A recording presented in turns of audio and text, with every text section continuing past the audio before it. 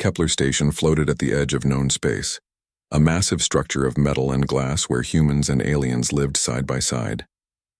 For 15 years, humanity had been part of the Galactic Council. They were still the new kids on the block, still learning the rules, still trying to fit in. Commander Jake Morrison walked through the busy corridors, nodding at merchants and travelers from a dozen different worlds. Life was good here, peaceful, normal. Jake was the station's security chief. He had served in Earth's military for 20 years before taking this job. Now he kept the peace between thousands of residents, human and alien alike. It was challenging work, but he loved it. His office overlooked the main plaza where children played while their parents shopped or conducted business. He often watched his own 2 kids down there, running around with their friends. Dr. Lisa Carter ran the medical center on the station. She was brilliant, compassionate, and practical. Her daughter was 8 years old, and Lisa brought her to work sometimes when school was out. The medical center treated humans and aliens both, though alien biology could be tricky.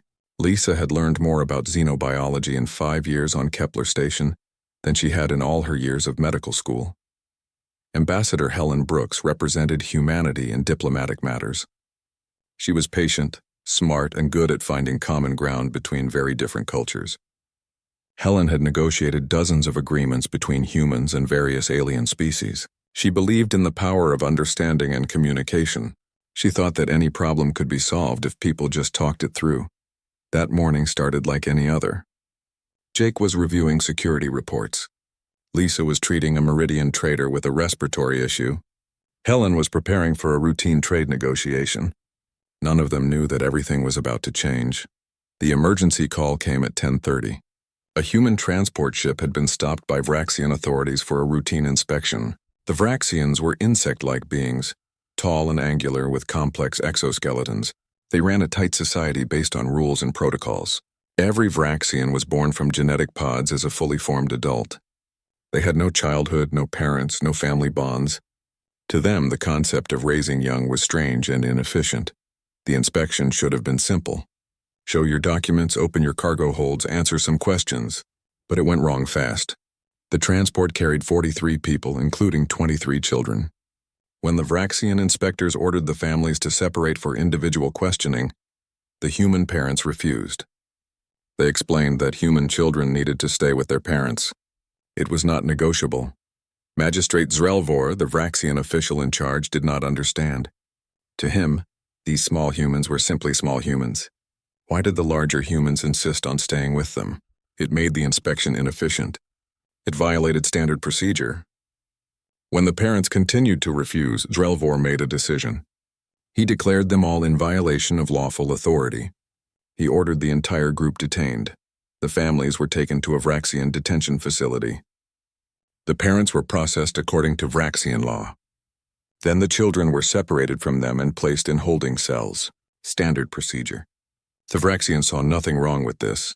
They were following the rules exactly as written. Jake received the emergency transmission at 11:15. His hand started shaking as he read the report.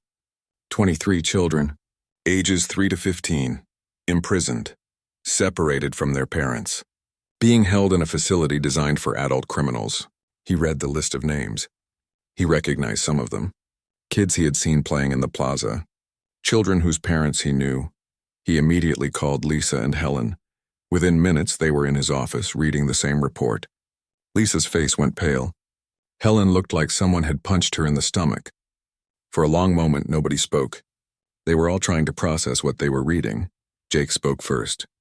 His voice was steady, but there was something dangerous underneath it. They had imprisoned children. Human children.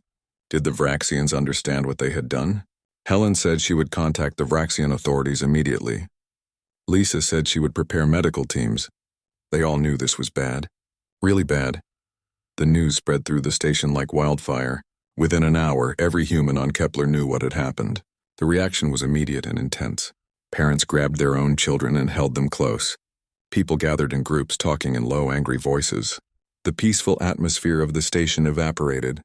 Something primal had been awakened. Helen made contact with Magistrate Zrelvor. The conversation did not go well. Zrelvor explained calmly that the detainees were being processed according to standard legal protocols. The juvenile humans were being held separately because they required different cell configurations due to their size. Everything was being done properly. Helen tried to explain that human children were not just small adults. They needed their parents. They were being traumatized. Zrelvor did not understand. Trauma was an emotional response. Emotions were not relevant to legal proceedings. Helen tried a different approach. She cited medical evidence. She explained human brain development. She described the psychological damage being done. Zrelvor listened politely. Then he said that the humans should have complied with lawful orders. The detention was their own fault. They would be released once processing was complete, probably within 30 days. 30 days. Helen felt ice in her stomach. She told Zrelvor that 30 days was not acceptable. The children needed to be released immediately. Zrelvor said that was impossible. Procedures must be followed. Rules existed for a reason. Helen ended the call and sat staring at her desk. Diplomatic channels were not going to work. Not fast enough. Lisa organized a support group for the parents of the detained children. She found them in the station's chapel, holding each other, some crying, some silent with shock. Lisa had delivered babies, treated injuries, comforted the dying. But she had never seen pain like this. These parents were experiencing the worst nightmare imaginable. Their children were gone, imprisoned, scared, and they could not get to them. One mother kept saying she could hear her daughter crying. She knew it was not physically possible. The detention facility was light years away, but she could hear it anyway. A father sat completely still, his hands clenched so tight his knuckles were white. Lisa did what she could. She offered medications for anxiety and sleep. She provided counseling, but she knew that nothing would really help except getting those children back. Meanwhile, Jake was making calls of his own. He contacted Captain Ryan Clark, commander of the human military vessel Constellation, currently on patrol 2 systems away. Ryan was a career officer, calm and professional. But when Jake told him about the children, Ryan's voice changed. He said the Constellation would be there in 6 hours. He would bring every ship he could gather. Word spread beyond Kepler Station. Earth Command received the news. Human colonies across known space heard what had happened. The response was universal. Outrage, fury, an absolute demand for action. Human ships began moving toward Vraxian territory. Some were military. Many were civilian vessels crewed by volunteers who felt they had to do something. Anything. In the detention facility, the children were scared. The cells were cold and bare. The Vraxian guards were not cruel, but they were not kind either. They simply did not understand what children needed. The youngest ones cried for their parents. The older ones tried to be brave and take care of the little ones. A 12-year-old boy named Danny became the unofficial leader. He organized the children, got them to share the thin blankets they had been given, and led them in songs to keep their spirits up. An 8-year-old girl named Katie drew pictures on the cell walls with her fingers, leaving marks in the dust. She drew her family, her home, her cat. The guards watched but did not stop her. To them, it was just meaningless behavior. The Galactic Council was notified of the situation. Many species expressed concern. The Keltharians, a philosophical species known for their wisdom, paid particularly close attention. Ambassador Krelthas, the Keltharian representative, had studied human culture extensively. He immediately recognized the danger of the situation. He had read about human history. He knew what humans did when their children were threatened. Krelthas requested an emergency session of the council. He warned that the situation was more serious than it appeared. Humans had a unique biological drive to protect their offspring. Detaining human children was not like detaining adults. It triggered responses that other species did not experience. He urged immediate diplomatic intervention, but the council moved slowly. They formed committees. They scheduled hearings. They talked about procedures. Meanwhile, the human response was anything but slow. More ships arrived near Kepler Station every hour. Military personnel requested permission to deploy. Civilians volunteered for anything that might help. Parents who had never held weapons in their lives asked for combat training. The mood was focused and grim. Everyone understood what was at stake. Ambassador Krelthas sent a private message to Magistrate Zrelvor. It was unusual for him to bypass official channels, but he felt the situation required it. He explained carefully that the Vraxians might not fully understand human psychology. Humans bonded with their offspring in. The next 72 hours were the longest in Ambassador Helen Brooks's life. She worked around the clock, trying every diplomatic channel she could think of. She contacted council representatives from a dozen different species. She sent formal requests for emergency intervention. She provided medical documentation showing the harm being done to the children. She explained human psychology in detail. She begged. She negotiated. She pleaded. Nothing worked. The Galactic Council acknowledged her concerns. They formed a special committee to review the situation. They scheduled hearings for the following week. They promised to give the matter serious consideration, but they would not order the immediate release of the children. The Vraxians had followed proper legal procedures. The matter needed to go through appropriate channels. Everything had to be done correctly. Helen wanted to scream at them. Appropriate channels? Her people's children were locked in cells designed for criminals. They were crying for their parents. They were scared and traumatized, and these council members wanted to schedule hearings and follow procedures. She kept her composure, though. She was a professional. She continued making her case, continued providing evidence, continued fighting through the system, but inside she was losing hope that diplomacy would work fast enough. Meanwhile, the human military presence continued to grow. Admiral Patricia Green arrived with the Earth Defense Fleet. She was a grandmother with 4 grandchildren and 30 years of military service. Her fleet consisted of 12 heavy cruisers, 20 destroyers, and 40 support vessels. It was the largest concentration of human military power ever assembled outside of Earth's home system. Admiral Green met with Captain Ryan Clark and Commander Jake Morrison.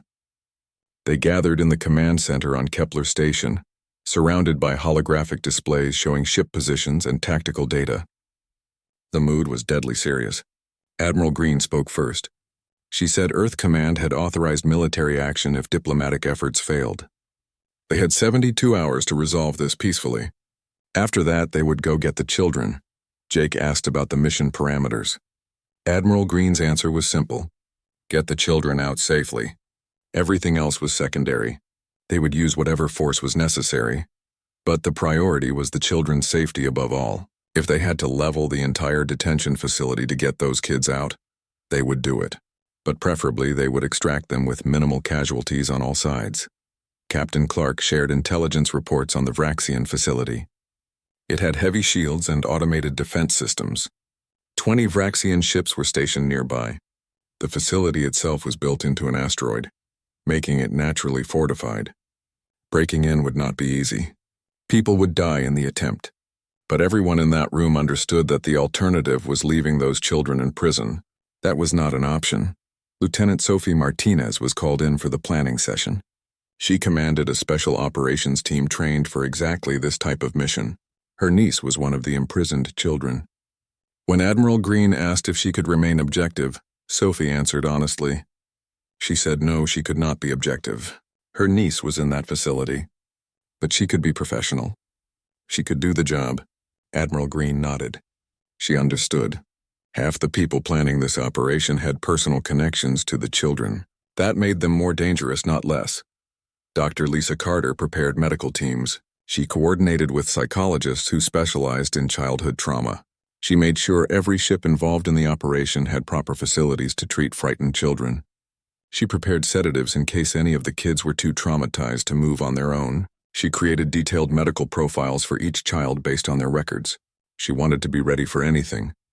Lisa also spent time with the parents. They gathered in the medical center every day, supporting each other, sharing their fear and anger. Some had stopped sleeping. Others could not eat. All of them felt helpless.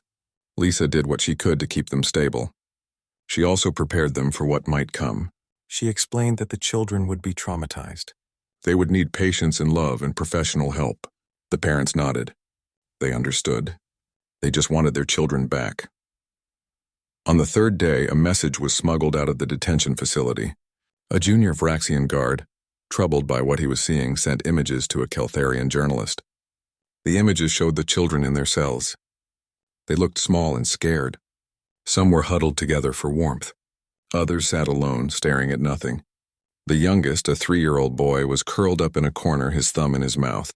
The images were broadcast across the galaxy. The reaction was immediate and intense. Many alien species who had not understood the situation suddenly grasped its severity. These were clearly vulnerable young beings, obviously distressed, being held in harsh conditions. Public opinion began to shift. Even species that did not have human-style families recognized suffering when they saw it. The human reaction was even more extreme. When parents on Kepler Station saw those images, several had to be physically restrained. They wanted to steal ships and go to that facility immediately. Jake had to lock down the civilian docks to prevent people from doing something suicidal. The images also steeled the resolve of the military personnel. Every pilot, every Marine, every crew member saw those pictures and understood exactly what they were fighting for. Ambassador Krelthas used the images to make another plea to the Council. He projected them on the main screen in the Council chamber. He asked his fellow representatives to look at those young faces. Could they not see the distress? Could they not understand that immediate action was required? The Meridian representative, usually focused only on trade concerns, spoke up. They agreed that the situation was disturbing and should be resolved quickly. Even the Corvin, a militaristic species not known for sentiment, expressed concern. Their representative stated that even in war, the Corvin did not imprison enemy young. It was considered dishonorable. The fact that these children had committed no hostile acts made their imprisonment even more troubling. The Vraxian representative protested that they were following established legal procedures, but fewer and fewer council members were listening. Magistrate Zrelvor received orders from his superiors to prepare a statement. The publicity was becoming problematic for Vraxian interests. He drafted a response explaining that the detained individuals were being treated according to established standards. They had adequate food, water, and shelter. Medical care was available if needed. The detention was temporary and would conclude once processing was complete. Everything was being done properly. The statement infuriated humans even more. Adequate food and water? These were children who needed comfort and love, not just basic sustenance.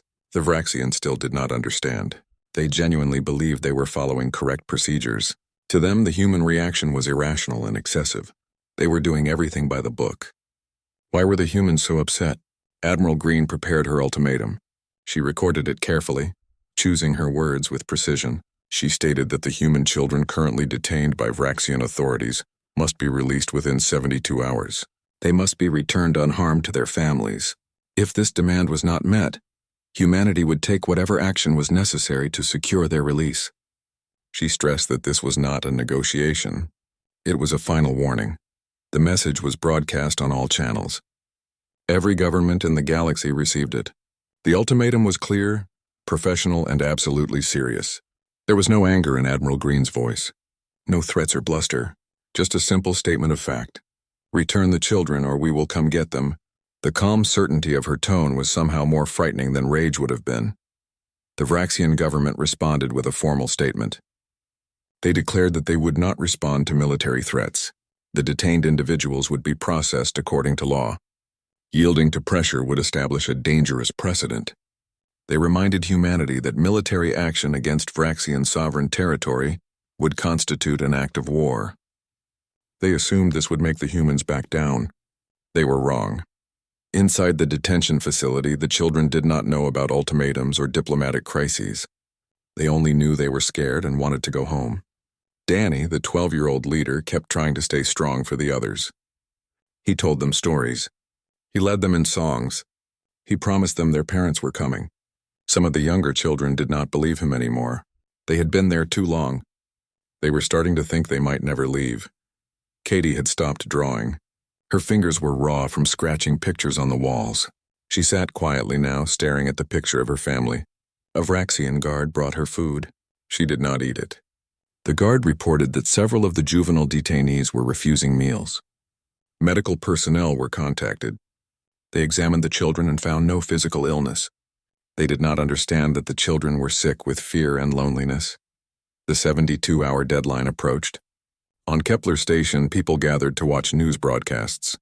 The human fleet was ready. Admiral Green stood on the bridge of her flagship surrounded by experienced officers.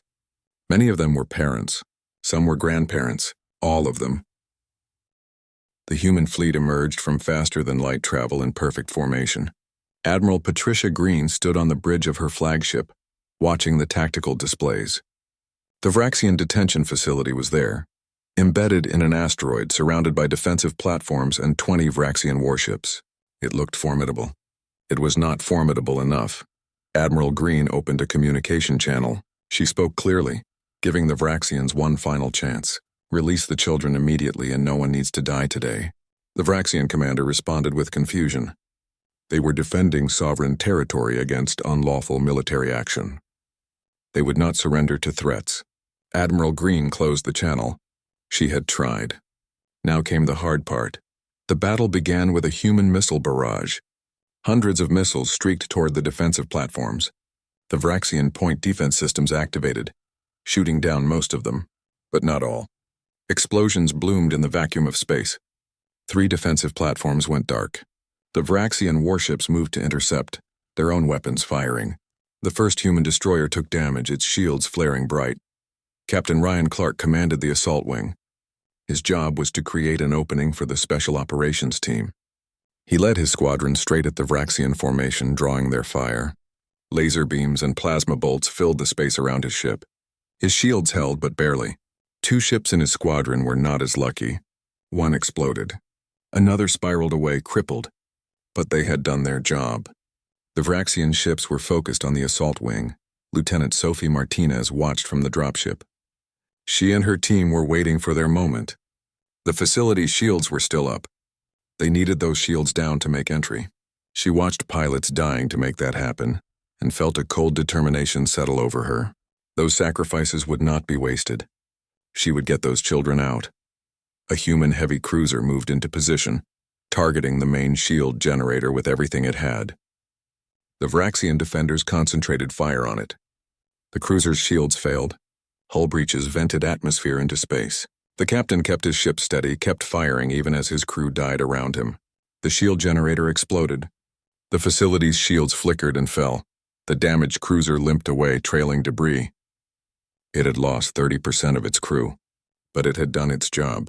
Sophie's dropship launched immediately, along with 5 others. They raced toward the facility, dodging defensive fire. One dropship took a direct hit and disintegrated. Sophie did not look away. She owed those people more than that. She would remember them. After she got the children out, the dropship slammed into the facility's hull, cutting through with plasma torches. Marines poured through the breaches, weapons ready. They met Vraxian security forces in the corridors.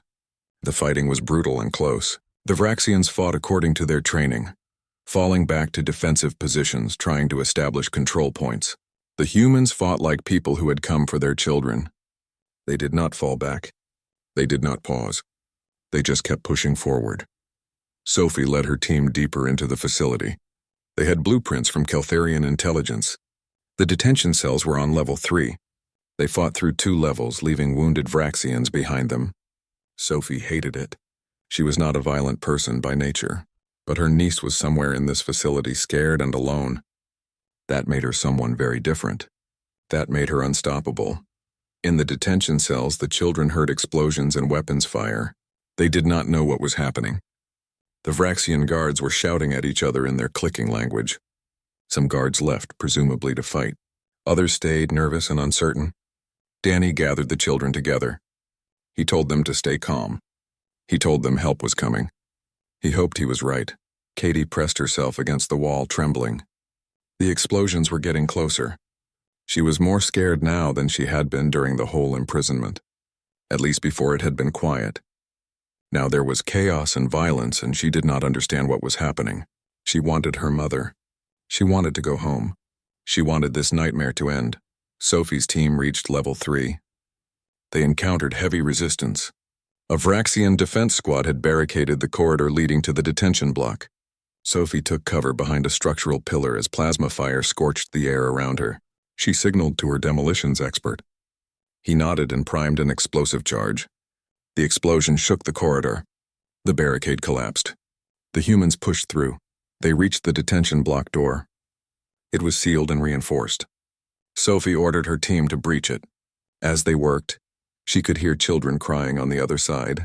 The sound made something inside her break and reform into something harder.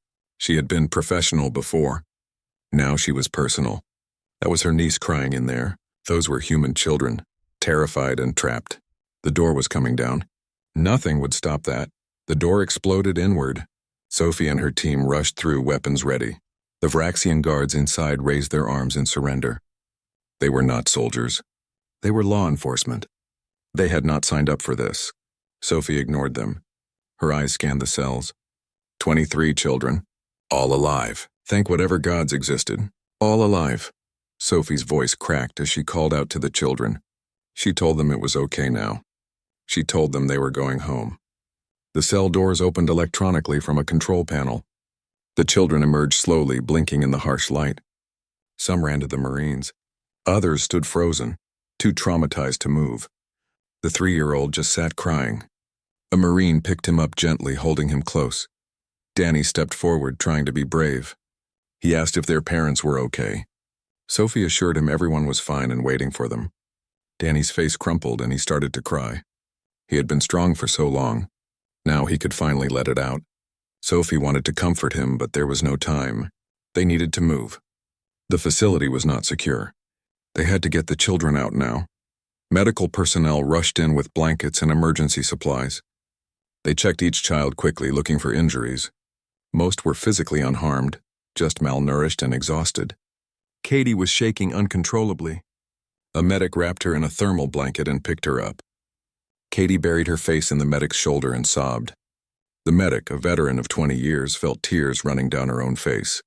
She did not bother wiping them away. The extraction began. Marines formed a protective corridor, surrounding the children completely. They moved back through the facility, fighting when necessary, but mostly meeting no resistance. Word had spread among the Vraxian defenders that the humans had reached the children.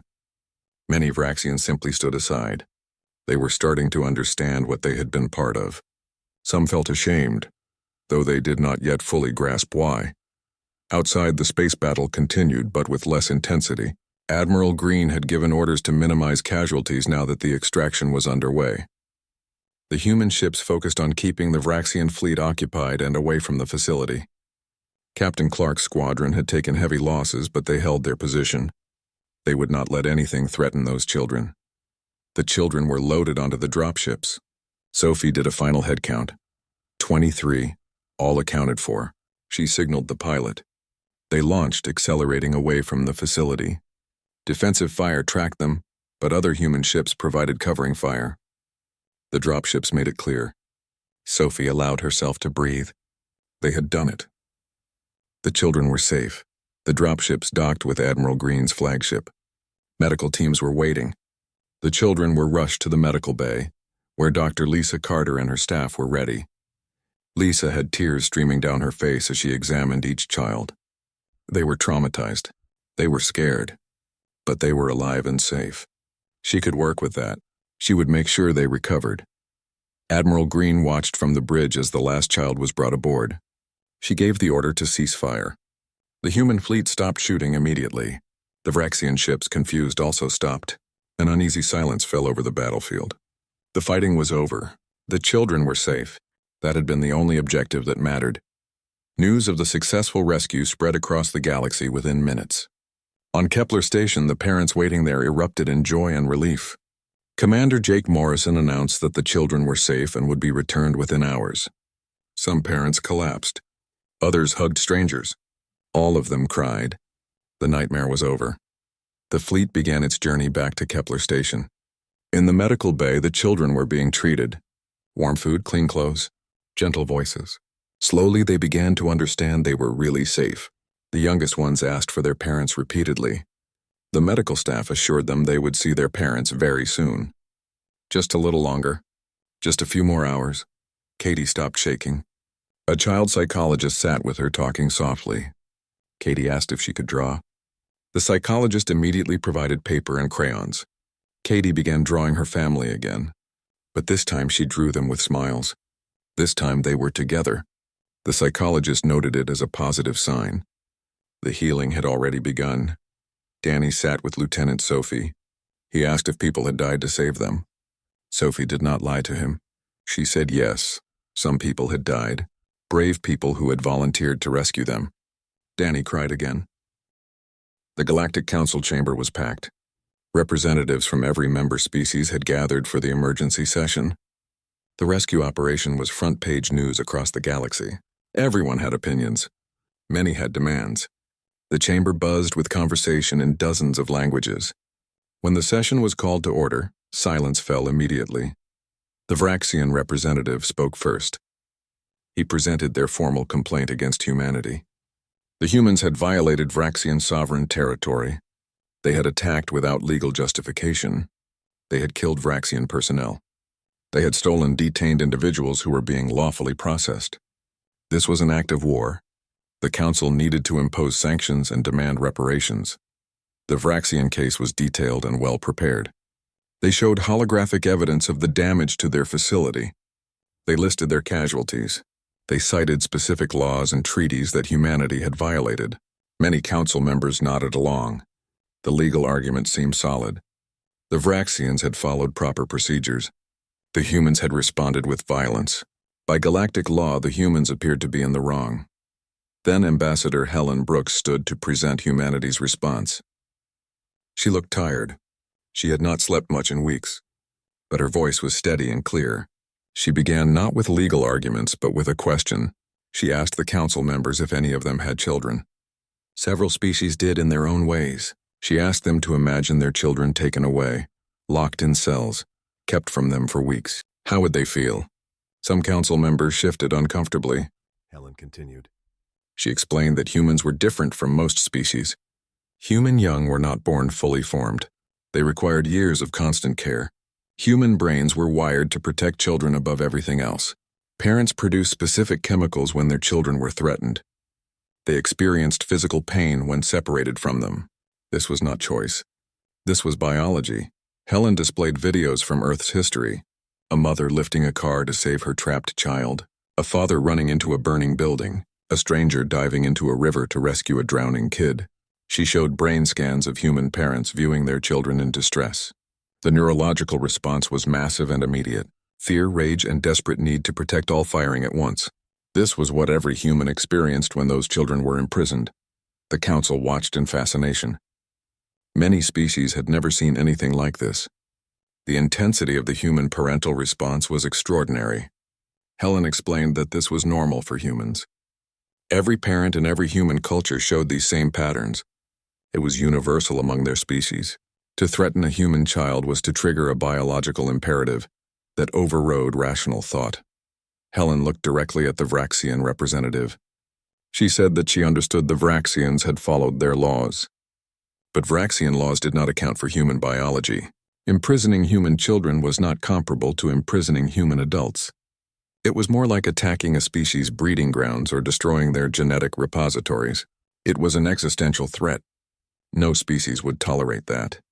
The humans had actually shown restraint by limiting their response to a rescue operation.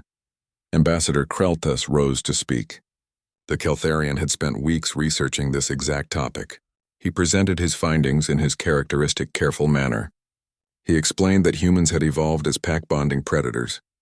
Unlike species that laid eggs or produced independent young, humans invested enormous resources in each offspring.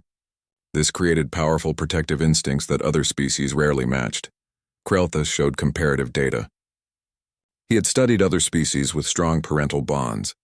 None matched human intensity. He theorized it was because human children were so vulnerable for so long. They required constant protection for years. This created evolutionary pressure for extremely strong parental instincts.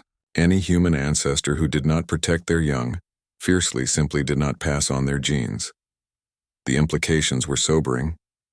Kreltas explained that judging human actions by non-human standards was fundamentally flawed. When human children were threatened, humans did not respond like other species. They responded like what they were, apex predators defending their pack. The military operation was not an overreaction. By human standards, it was the minimum necessary response. Many humans had wanted to do far more. A Meridian representative asked a practical question. If human parental instincts were this strong, how could other species safely interact with human families? Kreltas had an answer ready. Treat human children with respect and care. Never separate them from their parents without overwhelming justification.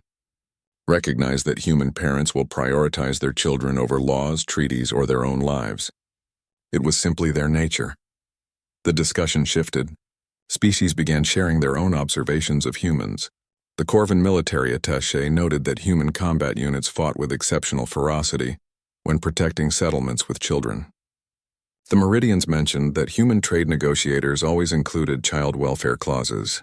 The Lumini, energy beings who sensed emotions, described the overwhelming love they detected from human parents toward their young. It was unique in the galaxy.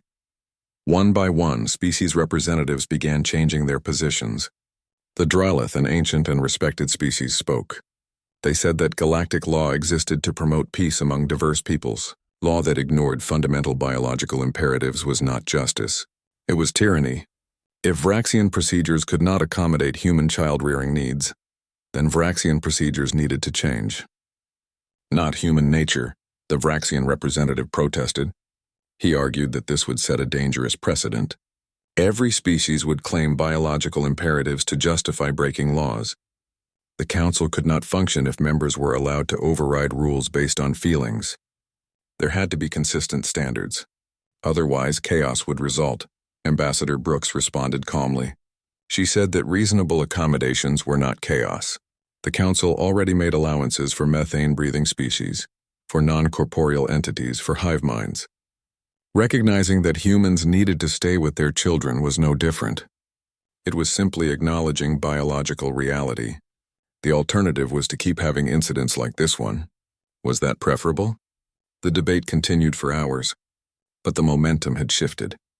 Most council members now understood what they were dealing with. Humans were not being unreasonable or aggressive. They were being human. Their response to the imprisonment had been entirely predictable for anyone who understood their biology. The real question was whether the council would adapt to this reality or try to force humans to deny their own nature. The vote came near the end of the session. The council would draft new protocols for interactions with human families. Any detention or separation of human children would require extraordinary justification and immediate notification of human authorities. Human parents had the right to remain with their children during official procedures with no exceptions. Species-specific training would be mandatory for anyone in positions of authority over humans. The vote passed with overwhelming majority. Only the Vraxians abstained. They did not vote against recognizing their political isolation, but they also would not vote for protocols that essentially admitted they had been wrong. Magistrate Zrelvor watched from the gallery, finally understanding the magnitude of his mistake. He had thought he was enforcing law. He had actually been starting a war. Back on Kepler Station, life slowly returned to normal. The children were recovering under Dr. Lisa Carter's careful supervision. Most were resilient. Children often were. With their parents present, with safety restored, they began to heal. Some healed faster than others. The 3-year-old barely remembered the incident after a few weeks. The teenagers would carry scars for years, but all of them were improving.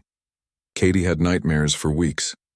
She would wake up crying, calling for her mother.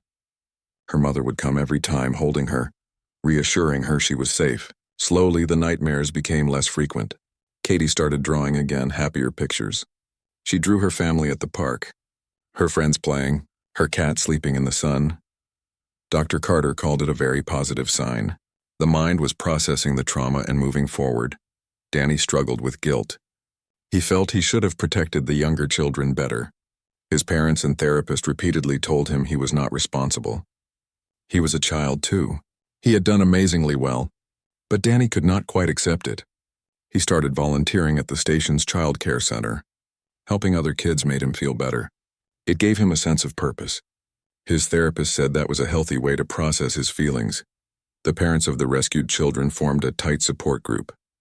They met weekly, sharing their ongoing struggles with the aftermath. Some had trouble sleeping. Others were overprotective of their children now, afraid to let them out of sight. All of them were dealing with the trauma in their own ways. Dr. Carter worked with them, providing therapy and medication when needed. She assured them that their reactions were normal. Their children had been in danger. Of course they were affected. Lieutenant Sophie Martinez requested extended leave. She needed time with her niece. The Navy granted it immediately. Sophie took her niece to Earth, away from the station and its memories. They spent time at the 6 months had passed since the rescue. Kepler Station had found its rhythm again, but it was a different rhythm than before. The incident had changed everyone who lived through it. Some changes were obvious, others were subtle, but the station, like the galaxy itself, had adapted to a new reality. Danny was 13 now. He attended school with other children his age, human and alien both. But he was different from most kids. He had lived through something they could not imagine. Sometimes he spoke at diplomatic conferences, invited by Ambassador Helen Brooks to explain what it felt like to be imprisoned. He told his story calmly, describing the fear and confusion, the way the older children tried to protect the younger ones, the desperate hope that someone would come for them. Alien diplomats listened to Danny with visible discomfort. His words made the incident real in a way that reports and videos never could. Here was a young human, articulate and brave, describing trauma that their governments had indirectly caused through ignorance. Many diplomats went home and pushed for even stronger protections for human families. Danny did not know he was changing galactic policy. He just wanted to make sure it never happened again. Katie was 9 now. She still drew, but her art had evolved. She created pictures that blended human and alien imagery in beautiful, complex ways. Her drawings showed humans and Vraxians working together, playing together, understanding each other. Dr. Lisa Carter used Katie's art in therapy sessions with other children. The pictures helped kids process difficult experiences. Katie's trauma had transformed into something that helped others heal. Katie still had nightmares sometimes. Probably always would. But they were less frequent now, less intense. Her parents had learned to recognize the warning signs when she was having a bad day. They knew when she needed extra attention, when she needed space, when she just needed normal family time. They had all learned to live with what had happened while not letting it define them. It was a delicate balance, but they managed. The other 21 children were on similar journeys, each healing at their own pace, each finding their own way to process what had happened. The parents stayed in close contact, supporting each other through the ongoing challenges. They had formed bonds stronger than normal friendships. They had shared the worst experience parents could imagine, that created connections that would last their lifetimes. Commander Jake Morrison ran Kepler Station with steady confidence. The crisis had tested him in ways he had never expected. He had learned things about himself, about his people, about the aliens they lived among. He had learned that peaceful coexistence required understanding, not just tolerance. You had to know what mattered to the species you lived with. You had to respect their needs even when those needs seemed strange. Jake watched his own children play in the station plaza, the same plaza where he had watched children play before the incident. But now there were new protocols in place. Any security personnel who worked around families received extensive training. The training covered human child development, alien family structures, and how to handle situations involving vulnerable populations. It seemed obvious in hindsight, but it had taken a crisis to make it happen. Dr. Lisa Carter had expanded the medical center's mental health services. She now had a staff of specialists who worked exclusively with families dealing with trauma. They treated humans and aliens both. Lisa had discovered that while species were different, trauma response had universal elements. Fear was fear. Loss was loss.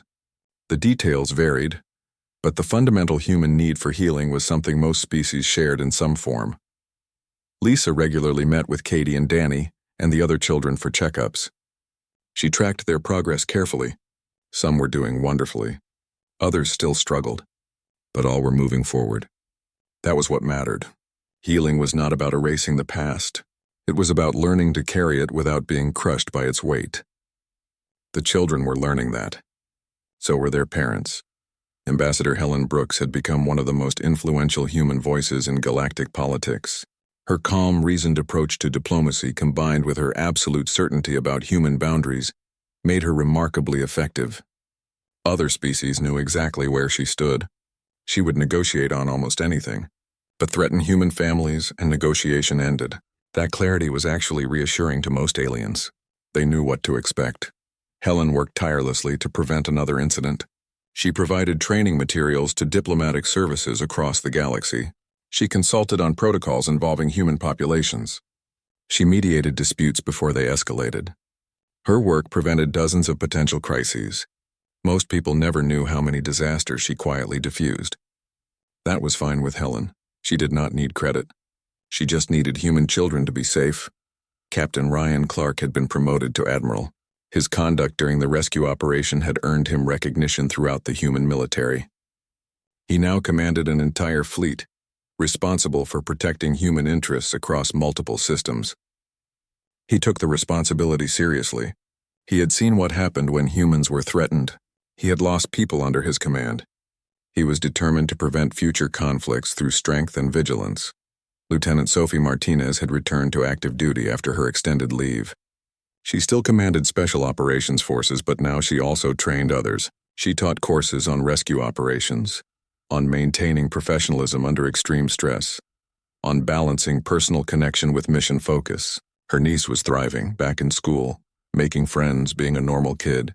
That made everything Sophie had done worthwhile. Admiral Patricia Green had retired 6 months after the incident. She had served for 30 years. She had commanded the most important operation of her career. She had brought those children home. That felt like a good place to end. She spent her retirement with her grandchildren, who were growing up in a galaxy that better understood what human children needed. She had helped create that galaxy. She was proud of it. The Vraxians had undergone significant cultural shift. The incident forced them to confront their limitations. They were excellent at logic, procedure, and efficiency, but they lacked understanding of species-specific emotional needs. They addressed this systematically, as was their way.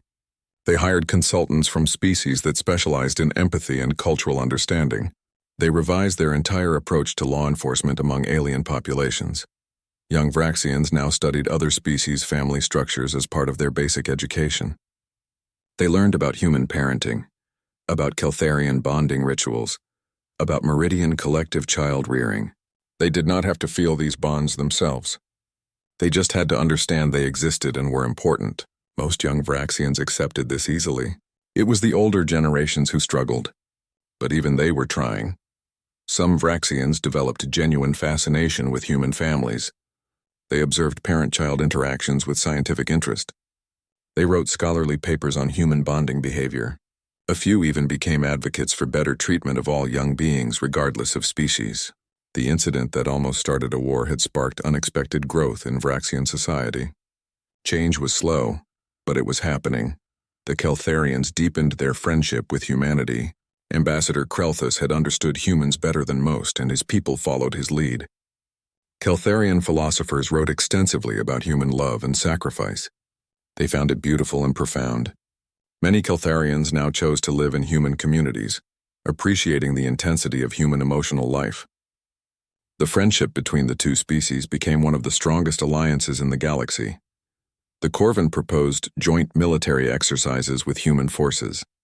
They wanted to learn from human tactical approaches, particularly human willingness to accept risk for important objectives. The exercises went well. Corvin and human soldiers developed mutual respect. The Corvin learned that human ferocity came with equally strong honor codes. Humans learned that Corvin aggression was tempered by strict military discipline. The two warrior cultures understood each other well. The Meridians adjusted their trade relationships with humanity. They stopped trying to predict human economic behavior using pure logic. Instead, they factored in human emotional considerations. This actually improved their trading results.